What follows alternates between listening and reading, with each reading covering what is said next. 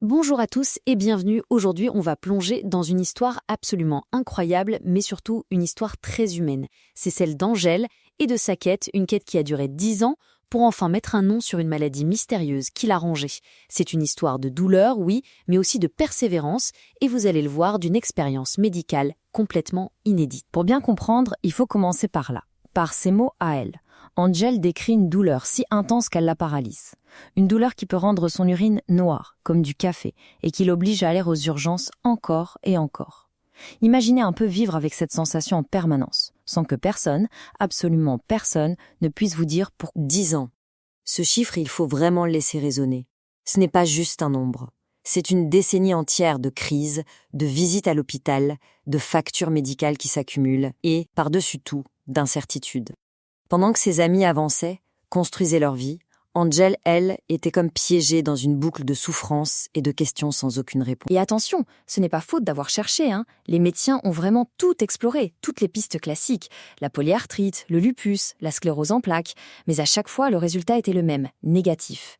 Angèle et sa famille se heurtaient à un mur. Chaque négatif était une porte de plus qui se fermait, faisant d'elle officiellement un mystère médical. Alors, le seul indice vraiment concret que les médecins avaient, c'était son taux de créatine kinase, qu'on appelle aussi CK. Pour faire simple, c'est une enzyme qui s'échappe de vos muscles quand ils sont abîmés.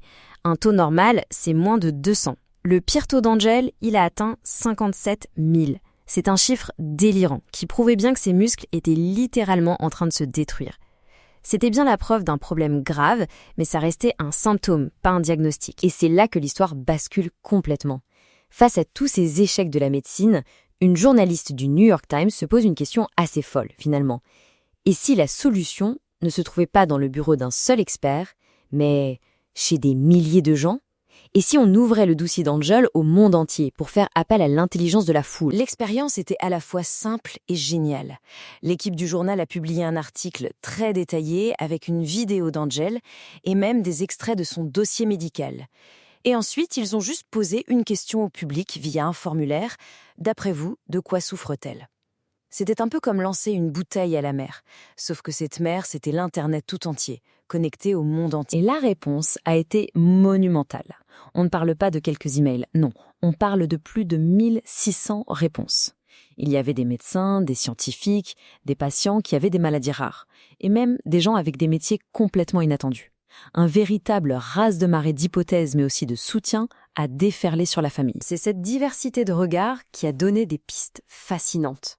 Prenez cette citation, par exemple. Elle vient d'un vétérinaire. C'est une idée brillante qui montre parfaitement ce que ça veut dire penser en dehors de la boîte. Un médecin n'aurait peut-être jamais fait ce rapprochement entre une maladie humaine et une pathologie qu'on voit chez les chevaux. Du coup, Angèle et sa famille se sont retrouvés avec une véritable avalanche de possibilités. C'était à la fois un immense espoir, bien sûr, mais aussi incroyablement déroutant. Imaginez devoir trier des théories qui partent dans tous les sens. Mais, petit à petit, au milieu de tout ce bruit, 2 pistes principales ont commencé à se détacher du lot. Et le point crucial, il est là. Les 2 diagnostics les plus fréquents étaient la maladie de McArdle et le déficit en CPT2. En gros, ce sont toutes les 2 des maladies où le corps a du mal à transformer la nourriture en carburant pour les muscles. La différence est subtile, mais elle est capitale. McArdle, c'est un problème avec l'utilisation des sucres pour un effort court. Le CPT2, c'est un problème avec l'utilisation des graisses pour un effort long. Et puis, il y a eu ce message. Un message qui a tout changé. Il ne venait pas d'un grand professeur, mais d'une jeune étudiante en médecine en Italie, Marta. Et elle n'a pas juste donné une théorie, non, elle a carrément proposé un plan d'action. Elle a expliqué que son hôpital était spécialisé là-dedans et qu'il pourrait sans doute trouver la réponse en quelques jours. Et voilà comment Angèle s'est envolée pour l'Italie. C'était le voyage de la dernière chance. Mais au 3e jour, après les premiers tests, le verdict tombe. Et là, c'est la douche froide. Profil normal. Imaginez la déception. Encore ce mot, normal. Sauf que l'équipe italienne, elle, ne lâche pas l'affaire. Il lance une analyse génétique bien plus poussée. Et là, c'est le début d'une nouvelle attente. 2 longs mois. Et finalement, le jour J arrive. L'appel vidéo avec les médecins en Italie. Et après 10 ans d'errance, de douleur et de doute, le nom de son adversaire est enfin révélé.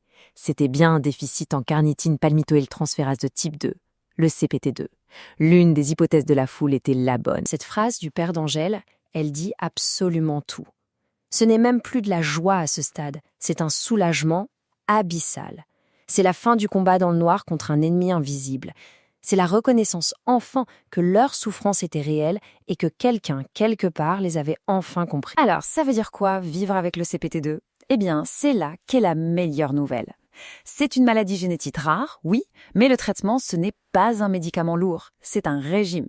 En gros, Angel doit juste éviter ce que son corps ne sait pas utiliser, les graisses, et lui donner ce qu'il préfère, les sucres, pour une énergie rapide. Avec cette simple adaptation, elle peut enfin espérer avoir une vie normale. En fait, l'histoire d'Angèle, elle nous dépasse tous.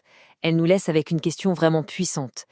À notre époque, où l'on est tous connectés, est-ce que cette intelligence collective pourrait devenir un outil pour résoudre les cas médicaux les plus désespérés ?